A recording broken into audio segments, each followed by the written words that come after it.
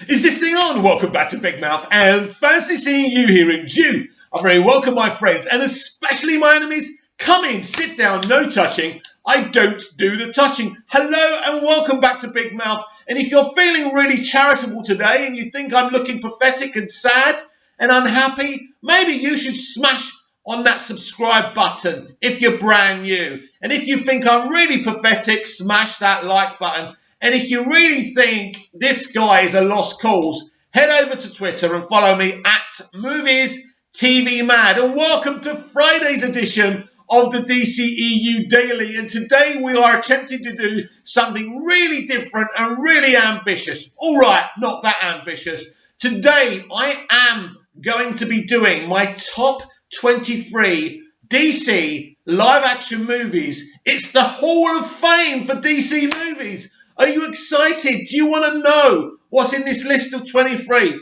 I'm sure you do. Now, I do understand that none of you will probably agree with this list and where they're placed. But you know what? Go and bloody do your own list then.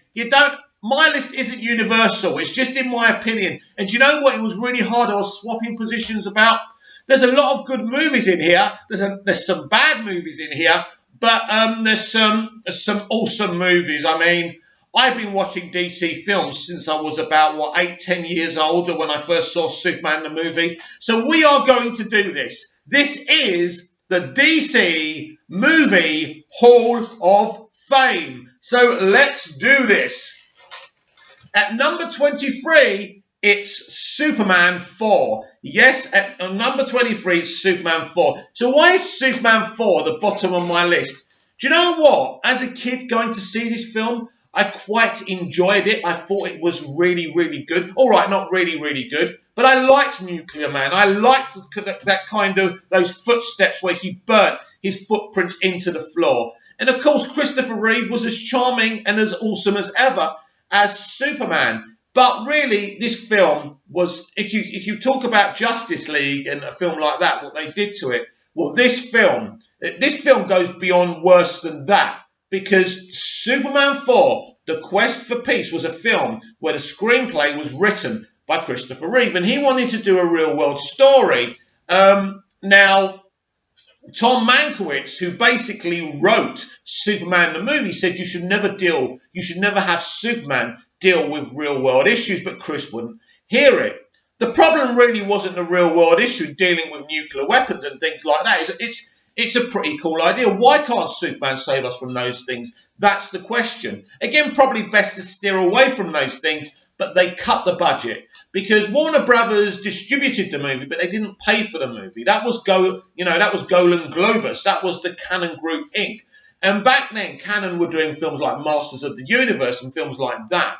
And they literally just wanted to put a little amount of money, and they thought whatever they did, however they made it, the name of the content, the picture, would bring back the profit. And it didn't. And they slowly went out of business. The stories I've heard about what they did with Masters of the Universe, and the director, Gary Goddard, had to actually finish the movie off with his own money because he was so desperate to get the movie done. So they were a terrible, terrible company. So what went wrong with Superman the movie really is that the budget. And there wasn't the love for it as there was before, like from Richard Donner. And although I kind of enjoy Superman 4, I certainly enjoy his fight with Nuclear Man. Unfortunately, the effects are terrible, even for 1987. And to be honest with you, what they did to that movie and the betrayal of Christopher Reeve even refused to promote the movie in the end. And poor Margot Kidder, who played Lois Lane, was going here, there, and everywhere on her own because nobody wanted to promote this movie. Everyone felt betrayed. You know, Christopher Reeve got the team back together. This was really going to be the new era of Superman because the space between Superman 4 and Superman 3 was 3 or 4 years, right?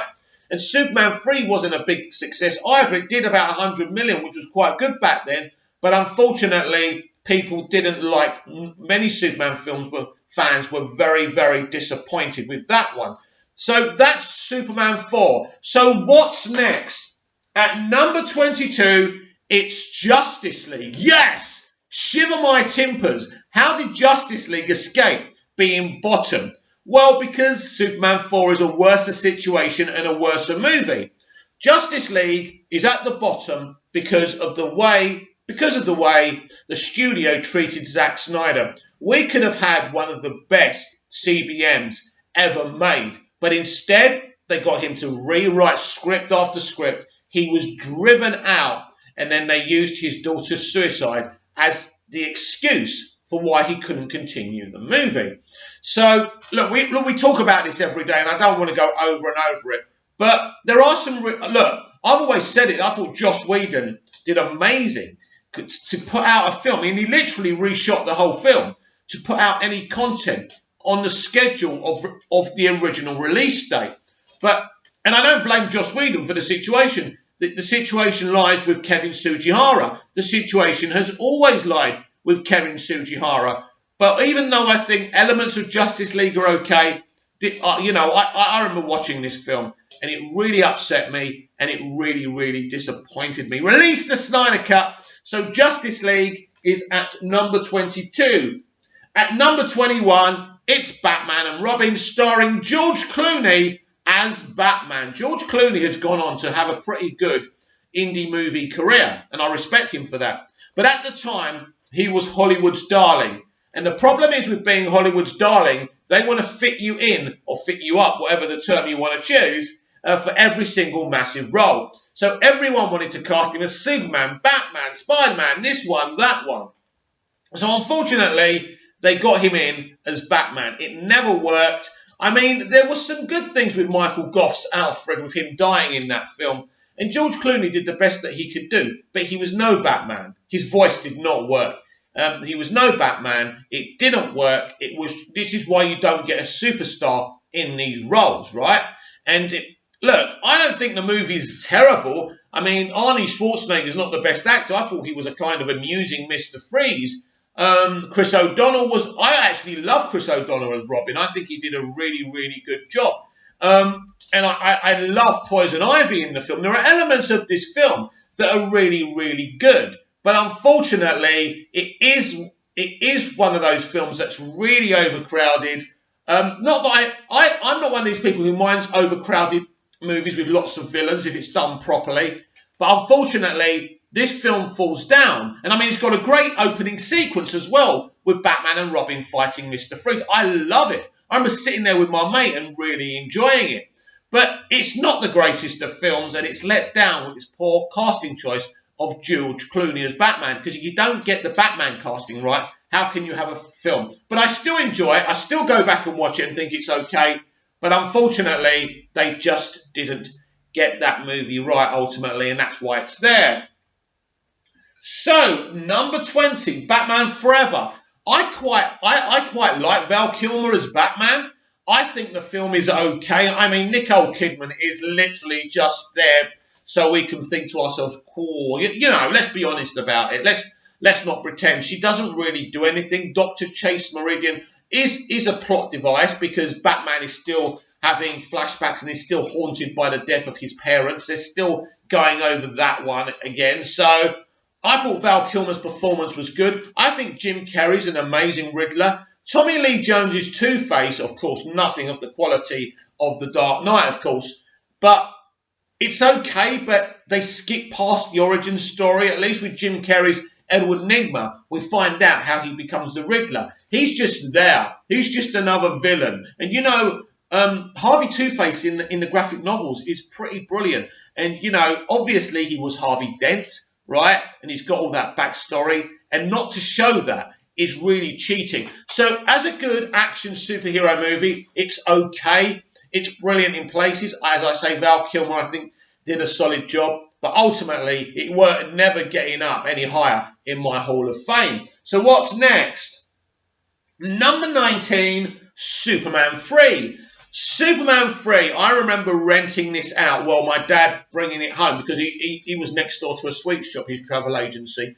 Now, we used to rent loads of movies back then on VHS. So Superman 3 came to my house, very much looking forward to this. It was so packed at the time we couldn't get tickets for the cinema. So we sat back and we thought it was okay. It's like the other films. They're all okay. They're not terrible, terrible, terrible, terrible. They're enjoyable. but you wouldn't be putting them any higher. What are the problems with Superman 3? Well, actually, Ilya Sulkind, who was one of the Hungarian investors in the Superman movies back then, had a great idea. He wanted Cosmic. He wanted to introduce Supergirl. He wanted to introduce Brainiac, Mixopicolic, and all of that. He had a great screenplay, and they rejected it. Instead, these writers and Richard Lester decided they wanted to bring in, who's the guy who plays Gus Gorman? So basically, Richard Pryor, of course. Richard Pryor, it was a famous comedic actor. I loved Richard Pryor, by the way, and his performance as Gus Gorman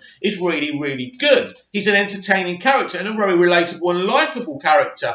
But unfortunately, Superman fans just didn't want to see Richard Pryor. Now, Margot Kidder had actually dated Richard Pryor during that time, and he didn't enjoy the flying sequences. He was afraid of heights. It wasn't a great experience for Richard Pryor, which is sad because he was a really talented, nice guy. And I like him in the film, but it wasn't in a way. I mean, when I think about they were thinking about introducing Brainiac and Mixopicolic and Supergirl, that would have been awesome. Supergirl should have been introduced in Superman 3, and then Christopher Reeve could have cameoed in the Supergirl film, which they did later on. More on that when we get to Supergirl. So that's why Superman 3 is where it is. As I say, again, like all these films, I like them. I mean, for me, I'll go back and watch this. There's some brilliant moments. I like when Superman, when there's the fire at the plant. That's brilliant. And he freezes the lake, and you've got da-da-da-da-da-da-da, and he's holding it, the lake frozen. That's an amazing moment.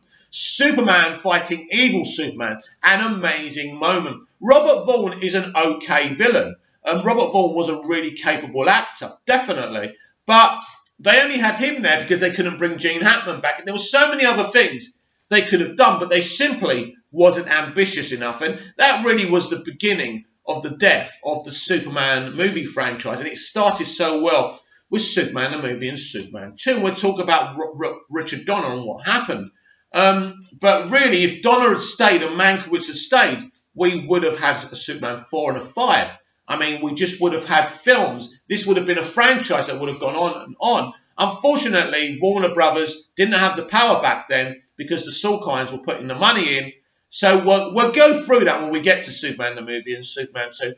So this is what we got with Superman 3. So, at number 18, it's Green Lantern. Now, I quite like the Green Lantern movie, to be honest. I know the costume isn't great, but I don't think you should shit on a film just because of the costume. Maybe you would. That's your opinion. My opinion is you have to look beyond the aesthetics. I thought Ryan Reynolds was really, really good in this film, and I enjoyed Ryan Reynolds. I enjoyed the rest of the cast.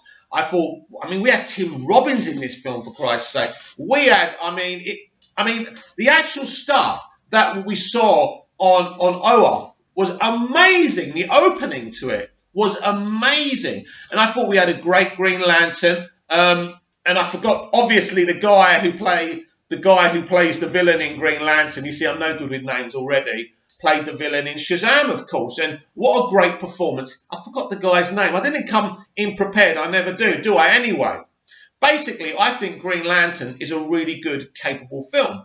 But it didn't make enough money. And it's interesting because we're talking about 2008, I think. And they spent a hell of a lot of money in this. So this came after Superman Returns, and this came after Batman Begins. And instead of trying to create some kind of franchise, and then they would have got in there before the MCU. And also, they brought in a guy who had who directed GoldenEye with Pierce Brosnan, the James Bond movie. He was totally the wrong director. They really needed to be a little bit ambitious. This is what I mean with Warner Brothers. They missed the boat. Back then, they could have started the DC Cinematic Universe, right? And it could have worked. But they didn't have the right people in. I mean, you had Greg Berlanti, you had Jeff Johns writing it. I just don't know what went wrong with it. But it certainly, I suppose, wasn't good enough to be a really awesome superhero movie. But I always hold it in a special place in my heart. So, at number 17, it's Birds of Prey and the Fantabulous Emancipation of One Harley Quinn.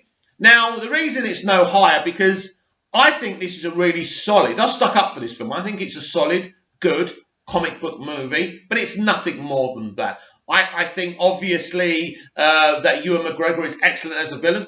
Margot Robbie is excellent. The whole cast is. But I don't think it goes beyond anything else but that. It's a nice little movie. It will slip comfortably into my DCEU collection, but it's nothing more than that. So I would say, rather than it being the most amazing film ever, it's a good, acceptable movie, and that's what it was always going to be. Right. At number 16, Supergirl. Yes, breaking news. Supergirl is above Birds of Prey.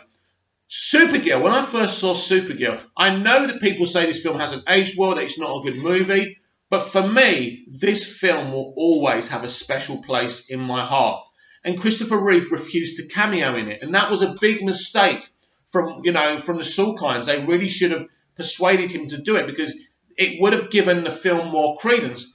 Helen Slater's performance as Kara and Supergirl is amazing. She is the female Christopher Reeve. You had a great cast in this film. I like this film. I think it's a great Supergirl, a beginning for Supergirl. It really worked for me. And I mean, after the film, I was in love. I was literally in love with Supergirl. And maybe that's not what modern day kind of, obviously, Me Too and Time's Up would like, for a guy to be in love with Supergirl. I get it. But I looked up to her as a hero. I enjoyed the film. Jerry Goldsmith's music was absolutely beautiful. So this is a film I really enjoy. I still enjoy. Again, like all the ones kind of down here in the bottom of my Hall of Fame, they're not the best movies ever, but there's something kind of special and unique about Helen Slater's performance, and I quite like that movie. And, maybe I'm looking back at it in rose-coloured glasses, but I do quite like that film. Number 15, Superman Returns. I was so excited for this movie, as any Superman fan would be. This was massive for me. Bryan Singer coming off X-Men and X-Men 2. I really thought we were going to see something special, and Singer, understandably, was talking it up. The trailers looked amazing. They were using a special camera, and obviously they were continuing from Superman 2. So I thought, wow, this is going to be great. Brandon Routh looked amazing. The cast was pretty solid.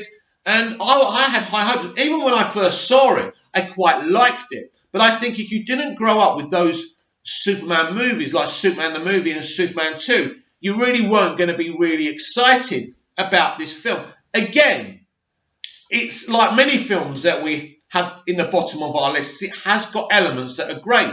When he's saving the aeroplane, that is amazing. The effects still stand up. That is one of the best moments in Superman movie history. And I like it when he's reciting Marlon Brando's speech from Superman the movie to his kid. I like the idea of him having a kid. But if they were going to go down that direction, why didn't they just do Connor Kent and Superboy? So many nerds and comic book fans would have loved that. But Singer didn't really like the comics so much and didn't know the comics so well, and that's the problem. He was trying to write a love letter to Richard Donner for Superman the movie. It was partly kind of Superman the movie again, and partly his own direction. I still think his sequel would have been amazing, and I mean, they were thinking of killing off Jason, having Brainiac. I think it would have been a lot more of an improvement. Because of the film's box office, it never got a chance. I think Brandon Routh is an amazing Superman. And of course, I know Kevin Spacey's not a very popular guy right now for obvious reasons. I thought he was a really, really solid Lex Luthor. Now, as I say, elements of this film I really enjoyed. And I actually loved the composed music as well. I thought it was pretty good, mixing the old and bringing in the new as well. The Lex Luthor theme was amazing as well. So I'm going to say this film's a solid movie and certainly not a terrible movie. Where are we? Number 14, it's Suicide Squad. Suicide Squad, to me, is a good movie, but it's not a great movie. It's not one of those films I really want to keep, binging and watching. I'll watch Suicide Squad when I'm binging the whole of the DCEU, or if I want to do some research for these videos. I wouldn't choose to watch this. I'd watch Man of Steel and Batman v Superman again and again and again. but not Suicide Squad. Again, beautifully written and directed by David Ayer. It's a great team up. It's fun, but it's just not a classic. And maybe David Ayer's cut would be a hell of a lot more better. I'm sure it would be. And that's why it's down there. Number 13 is Shazam. Shazam is a good, solid little family movie, but it's pretty unremarkable as far as I'm concerned. But if you're a young kid, I can imagine you loving this film. And young kids should have superhero films for them. And especially DC, there should be a variety of movies for everyone, not just light or dark, all kinds. So I'm happy. I enjoyed the film. I thought it was solid. As I say, it's not a film I would go back and watch again and again. It's the same as Suicide Squad. But I'm glad that so many people love Shazam, and I can't wait for the sequel, because I will go and see it and I will look forward to it. But it's just not one of my favourites, if you know what I mean. So number 12, it's Batman 89. Now, Batman 89 is a great achievement. Basically, if you look at the costume, it's the design and style that kind of Snyder's used. I know he did his own thing, but it's that darker kind of Dark Knight costume that Nolan and Snyder have used. And I'm sure Matt Reeves will kind of go there as well. So Tim Burton really hit the blue touch paper with his Batman 89 movie. Michael Keaton is an amazing Batman, and Jack Nicholson is an amazing Joker. Kim Basinger, or Basinger as you Americans call her, well, I didn't get why they used her. But again, this was a franchise that liked to put big stars in the big roles. And I mean, personally, they could have introduced Selena Kyle in the first one, and they could have had the great love affair between her and Bruce. But instead, I forgot who Kim Basinger played. I forgot her character. But basically, she's a reporter. I mean, she's in the comics, but she doesn't really play a big part. So I'm not sure why they used her as the love interest. But I think this is a brilliant movie. I always go back and enjoy it. You've got people like Jack Palance, movie legends, for crying out loud. Great cast. I love the Batmobile. I love the action sequences. The music by Danny Elfman is absolutely stunning, and it's so Batman. This is a groundbreaking movie, so why is it so low? Because there's other films I prefer to it. That's the thing. It's points of views and opinions. We all have different tastes and different minds. And that's why it's down there. I understand how massive this film was, but I thought it was so hyped up at the time, and I was kind of a bit disappointed. I thought we were going to get something a lot better, but it's certainly a fabulous, fine Batman movie for a first attempt. No question about that. Shall we continue? At number 11, we have Aquaman. Why is Aquaman ahead of Batman 89? I think Aquaman is a fabulous movie, considering this is when Walter Hamada first joined the DCEU, and that was going to be a different film. But James Wan, visually and narratively, gave us a wonderful film. It really was good. The thing I love about this film, it's the story of a man who doesn't belong anywhere. Like me, I'm born in the UK, my parents Greek Cypriot, go to Cyprus for holidays. They used to call me a Charlie boy. That's what they used to call Anglo-Cypriots over here in Cyprus. In the UK, I'd be called a bloody foreigner. So I felt I didn't belong anywhere. And it's the same with Aquaman, Arthur Curry. He goes to Atlantis and he's rejected. And he doesn't, he feels more human than he does as an Atlantean. And that's the whole story. And he doesn't feel he deserves to be a king. He doesn't think he should be a king. And I love that as well. It's a really good film. It's Star Wars underwater, and I can't wait for the sequel. Jason Momoa is absolutely fantastic. One of the most underrated actors in Hollywood because of his physique. But he's really good, and he's brilliant as this character. At number 10 is The Dark Knight Rises. So why so low again? The Dark Knight Rises is actually a really, really good film. It really is. It's just not one of my favourites. I just felt that Nolan seemed to be reaching in this film. The commentary and themes in this film are great. Trying to manipulate people through their fears. I like that, and I don't think I think the villain's pretty good. I think it's a good film, and Bale's brilliant. I didn't like Catwoman. I didn't like their version of Catwoman, hoping that the one in the Batman is a lot better. I just didn't like her. I love Pfeiffer. Pfeiffer as Catwoman in Batman Returns is the pinnacle. She's so insane, so nuts. And even though she's in love with Bruce, it's complicated. And I like that. This was odd. I know she's meant to be like a petty thief in the comics, but I just preferred what Burton did with Pfeiffer's Catwoman and stroke Selina Kyle in Batman Returns. The Dark Knight Rises is a really good film. It's a pretty good send-off for Nolan's trilogy. Don't get me wrong. There's just something missing. You feel that he wanted to use Ledger's Joker in the third film and he couldn't. And he kind of brought in Bane. And as I say, I like Bane. And I've never had an issue with the voice like some people did. I think it's quite a good movie. It might even be a great movie. But unfortunately for most people, it isn't The Dark Knight. But I'll talk more about The Dark Knight when I get to it, actually, because some people may be surprised what I will say about it. But that's why The Dark Knight Rises is down there. It didn't do too much for me, but I do enjoy it when I see it. So where are we? Right. We're in the top 10 now. We're at number 9. Batman Returns is one of my favourite Batman films. I just was talking about Michelle Pfeiffer's portrayal of Selina Kyle stroke Catwoman. It is amazing. People complain about this film being overcrowded, but not for me. You've got Penguin, you've got Catwoman, you've got Batman. You've got some brilliant performances, some brilliant villains, and Michael Keaton is again amazing as Bruce Wayne stroke Batman. One of my criticisms would be that I didn't feel we saw enough of Keaton in this film without the mask on. Maybe that's just me. But apart from that, this is one of my favourite movies. Again, Danny Elfman, great. Tim Burton, I nearly called him Richard Burton. I wonder if I've already done that. But Tim Burton did a great job with this film. It is one of my favourite CBMs. Why so low down? Because there's too many others that mean so much to me. But Batman Returns is a top Batman movie. Make no mistake about that.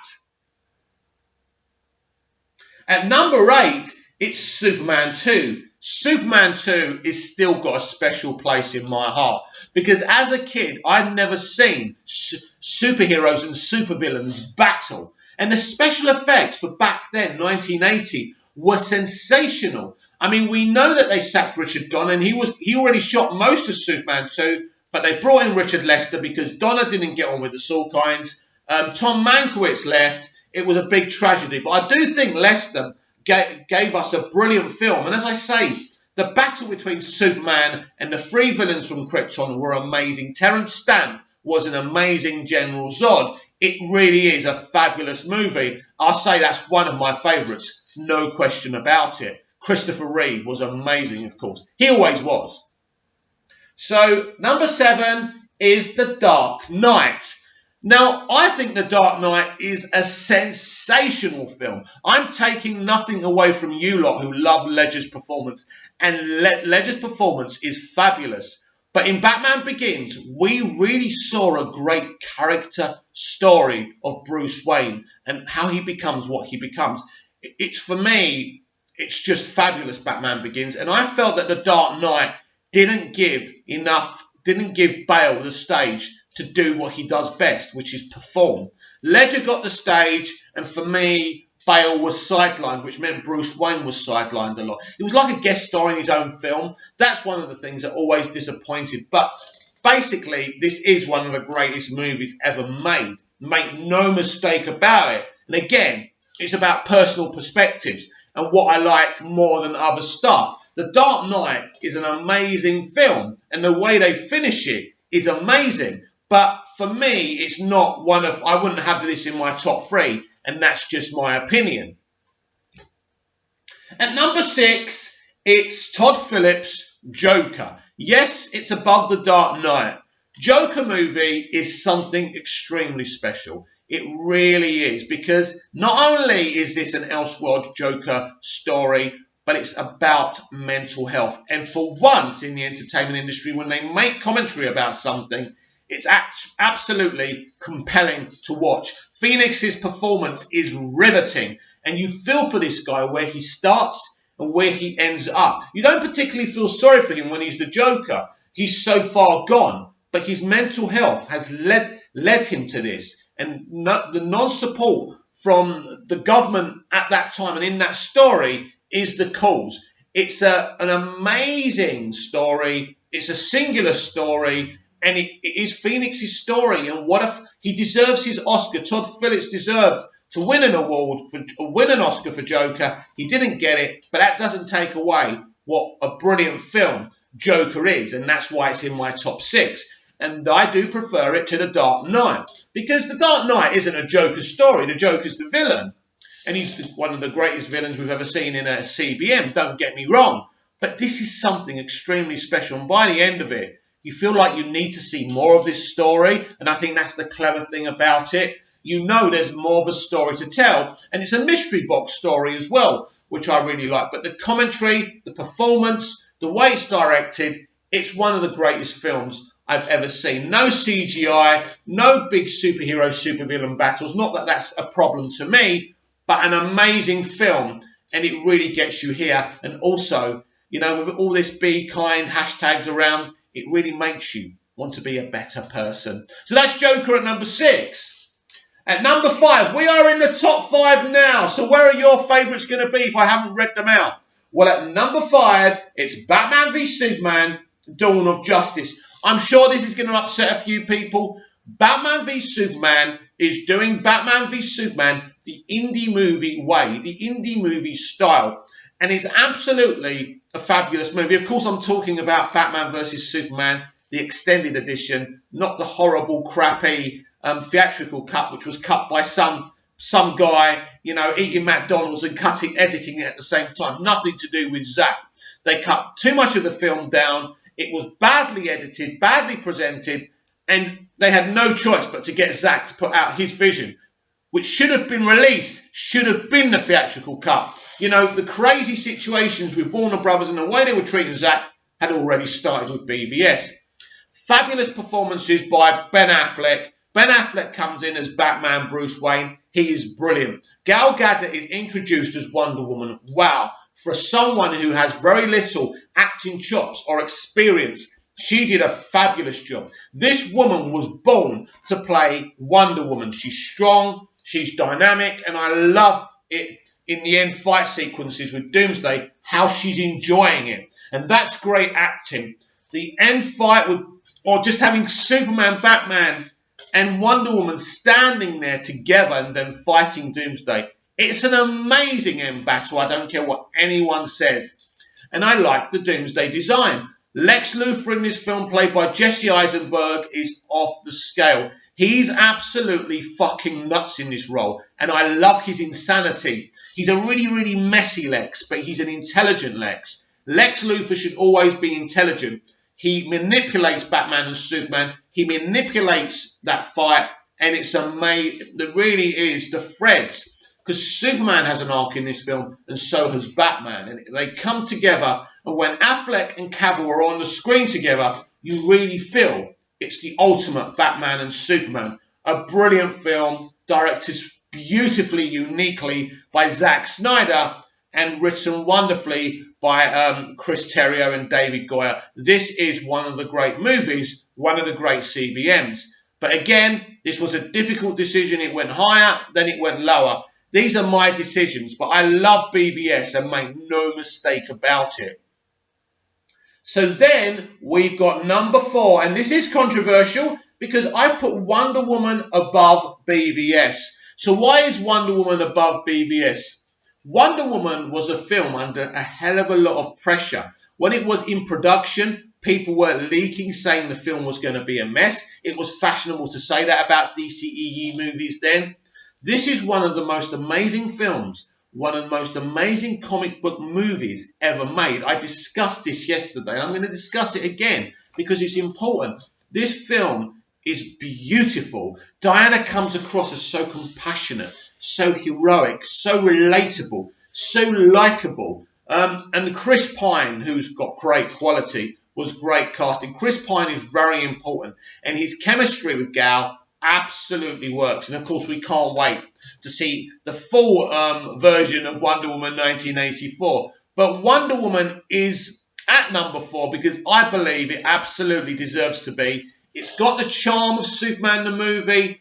It's got a great commentary running through it, and she's Wonder Woman. She's an amazing Wonder Woman, and it's a romantic, inspirational film. And the character played by Gal is the tone of it. Patty really did well with Gal in this movie because, again, the lack of experience would have been an issue. But Patty and Gal became close friends, and Gal really played a big part in shaping what the movie was going to be. Patty would listen to her. So this is one of my favourite movies. It's a brilliant movie, and as far as I'm concerned, it deserves to be up there. And oh my God, the soundtrack is fucking poetry. It really is one of the greatest soundtracks I've ever heard. It is brilliant. Rupert Gregson Williams, who also did Aquaman, just knows his stuff. He hits you in the heart every time. So that's Wonder Woman number 4 in my DC Movies Hall of Fame. So now we're in the top 3. Who's left? So at number 3, it's Superman the movie, just outside the top 2. So who's going to win? I'll let you know shortly. Superman the movie, and I've bored you about this so many times, is the first film I ever saw. This film is the reason that I love Superman. This film is the reason I do these videos. Without Superman the movie, I wouldn't have fell in love with storytelling, acting, writing, comic books, or anything. What Richard Donner achieved with this film is absolutely fucking sensational. No CGI, no tricks. Most stuff was done in the camera. There was only a couple of effects houses back then, right? And when I look at the flying now, it's still amazing to me what they did. Of course, you know the background's fake, but it doesn't matter. Chris's performance with the flying as the character, having Clark Kent so clumsy and lacking confidence, and having Superman this confident being, was amazing. And that's when people say, well, why can't she tell that they're the same person? Well, that's why. 2 people with 2 different personalities. And when you just look at him quickly with the glasses, we know he's Superman, but you wouldn't think that just by looking at him. So, look, it's a brilliant movie. I mean, you get the beautiful stuff on Krypton. People always say to me, yeah, but the Man of Steel Krypton's much better. It is, because they had computer-generated technology then, right? They didn't have that then. What Donner did with Krypton was amazing. You know, I wonder what Zack could have done without the technology. And Zack made Krypton look fantastic, and I love it, and I prefer it. Of course I do. But the point is, Dick could only do work with the tools that he had. He'd done a brilliant job. This film nearly cost 3 years to make. Yes. And the flying was convincing. The performances were beautiful. John Williams' score was amazing. Then we go to Smallville with Glenn Ford. Wonderful. I love that. And then we go to the big city. Look, it really is great. Now, the Lex Luthor, a lot of people don't like Gene Hackman's Lex Luthor. Obviously, once you see Rosenbaum on Smallville and you see other versions, you realise he's not the greatest version of Lex Luthor, because Lex Luthor isn't really a villain going after land. But Gene Hackman does great with him. And at the time, as a kid, because I'd never picked up a comic book and never seen the other films I was about to see in my lifetime, I absolutely loved him. It was funny, it was exciting, and Superman became my hero. And that was the first thing I ever watched. So it's a really special film for me, and it always will be. And Christopher Reeve will always have a special place in my heart. Thank you, Chris, for your influence in my life, making me a bit more kinder. When I was being bullied at school, feeling like I should just end my life, watching you as Superman, looking into your eyes and believing that you were a good person and you were playing my hero, meant a lot to me. Right, anyway, enough of that emotional drivel. We have 2 movies to go. I'm going to tell you what they are, but not in the order. Batman Begins and Man of Steel are in the top 2 of my DC Movies Hall of Fame. So what is that? Number 2. I used to listen to this chart show with Bruno Brooks when I was a kid, and he used to make it all exciting, and I used to love it. That's why I did that. Anyway, so what's number 2? Man of Steel. Man of Steel is my second favourite DC movie of all time. And when we get to Batman Begins being at number 1 and we talk about that film, I'll explain to you why. Man of Steel is an amazing film. an amazing comic book film, but most importantly of all, as a Superman fan, it's such a different way of telling a Superman film. Would I have made or written a Superman film like this? Absolutely not. It's not the way I would have done it. But did I love it? Did I appreciate what Snyder and Nolan and Goya did? Absolutely. This is Superman landing in the 21st century, the real world. Something I wouldn't have done personally, but it freaking well works. What I like about this film, the Krypton sequence, and we were just referring to that when we were talking about Superman the movie, is off the freaking scale, my friends. Off the freaking scale. It is amazing. The Krypton is amazing, right? I love Lara is amazing in this film. But Russell Crowe as Jor-El and Michael Shannon as Zod really carry that first element of the film. I mean, Michael Shannon as General Zod, as you all know, my favourite DCEU villain. He may be my favourite villain of all time because this character isn't an evil, moustache-twirling villain. We've already discussed that in other videos. This guy just wants to protect his home world, which is gone. He wants to rebuild it. And if he has to kill humanity to do it, he doesn't care. But he's not doing it to be evil. So he's absolutely amazing. Russell Crowe was my pick for Jor-El for many, many years before he was ever cast. I said it. I said Russell Crowe is amazing. He's got the accent. He's got the gravitas. He's got the prestige. He will be a great Jor-El. And he was. And the more you saw him, the more you wanted to see him. I personally would have loved to have seen him in Man of Steel, but they went a different direction. I would have loved to have seen him in Batman v Superman. This is what happens when you talk without drinking any water, without any break. But I'm really excited about doing this list. And I hope you've enjoyed me doing it. And then you've got Amy Adams as Lois Lane. Again, a very, very different Lois Lane. She's a bit more mature. Well, not in age, but in mentality. She's very different to the other Lois Lanes. She's not just there to say, oh, Superman. This is a character who's passionate about finding the truth. And we have a wonderful kind of set piece with her and Perry White arguing about whether they should print, about what happened with Clark's ship and her experiences with first meeting Clark. He's saying no. She nearly loses her job. She goes and prints a story with a blogger that Perry White doesn't like, and she nearly loses her job. She's brilliant. And, you know, the version of Perry White we get in Man of Steel is absolutely fantastic as well. I just think it all round, I mean, visually, this is a beautiful comic book movie. It really feels like they've opened the pages of the comic books and you're there. But what I like about this film,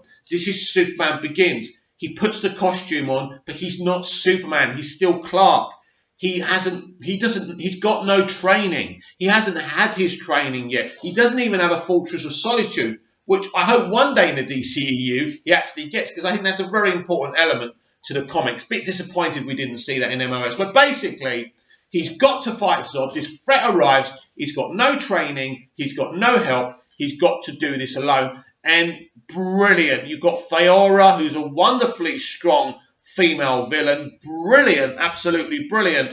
Just a great alien invasion stroke superhero story. Man of Steel is one of the best films ever made, and I can't stop watching it. It is a beautiful movie. Diane Lane as Martha Kent. Brilliant. Kevin Costner. Brilliant. A very different Jonathan Kent, especially when Clark goes, what did you want me to do, let them die? And he says, maybe. Captures your imagination and makes you say, what the fuck?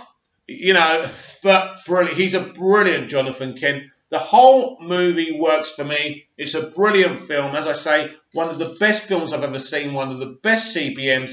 Definitely my favourite Superman movie. But that's a little bit unfair to Superman the movie because it just didn't have Zack Snyder and it didn't have the technology. But look, Superman the movie is an amazing film. Still.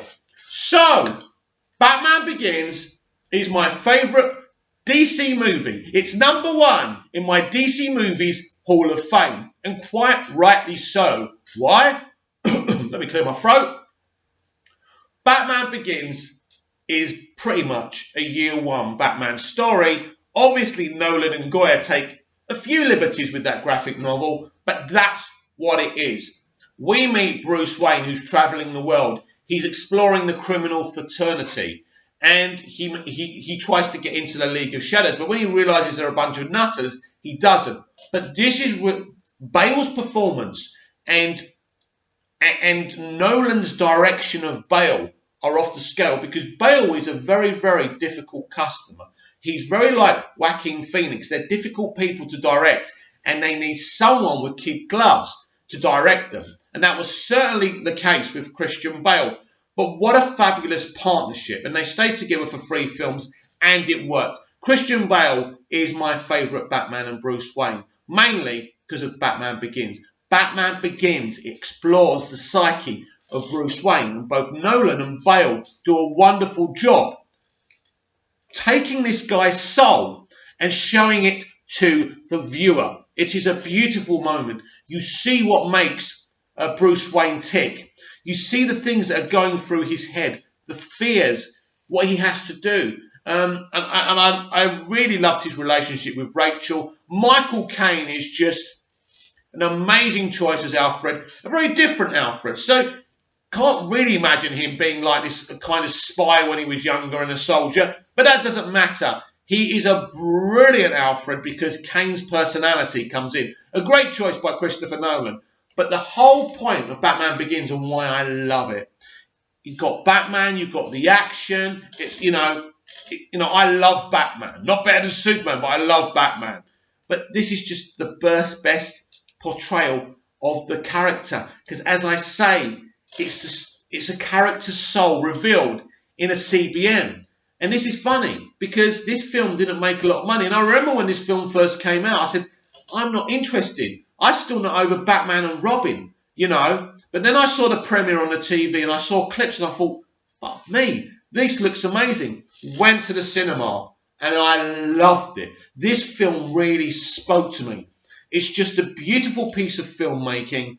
Revealing the character's soul, we actually get to know who Bruce Wayne is from the very beginning of his Batman journey. And Liam Neeson as Ra's al Ghul is off the scale. And I love the fact that we don't know that he's Ra's al Ghul, that he's Miley Ducard, or however you say his name. That was a shocking reveal as well. This film is absolutely my favourite DC CBM of all time. In fact, it's my favourite CBM of all time. This film is emotional. It makes me tear up. It makes me think about myself and my parents and my experiences. And it's a fucking great Batman movie. I want you to comment down below, though. I want to know what you think, guys and girls. What would be your favourite? Let me know out of all these films. Comment down below and tell me the order you would have put these films. That's how I rate them. Next time I'll probably rate them different. I do change my mind. I was battling with myself in certain positions. That's what happens. But anyway, comment down below. Like, share and subscribe. Please share the video. Share the channel. And I need a glass of water. I'll see you again tomorrow for even more DCEU Daily. See you then.